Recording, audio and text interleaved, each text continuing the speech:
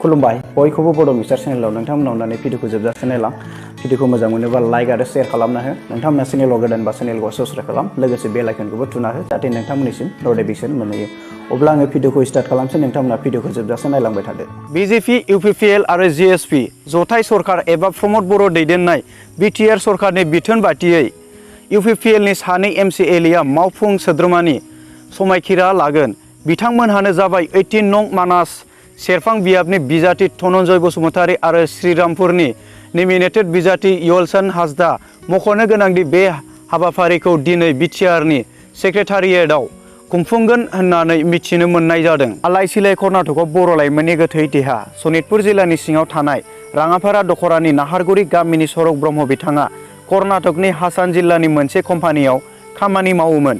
बिथाङा थांनाय समबार हराव गाव थाग्रा खथायावनो गावनि जिउखौ फोजोबनानै लादों। मिथिनाय बायदिब्ला बिथांजों सासेबो बर' लोगो गैयामोन।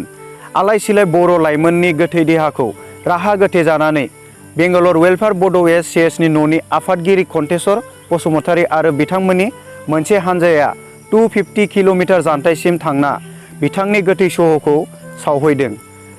लोगोसे बिथाङा फोरमायदों बर' लाइमोनफोरा बेफोरबायदिनो आलाय सिलाय हारसिं थानानै गोबां गावनि बेसेन गोसा जिउखौ फोजोबना लायो आरो माब्लाबा गुबुननि खैसेराव गावनि जिउखौ खोमाना लानो गोनां जायो।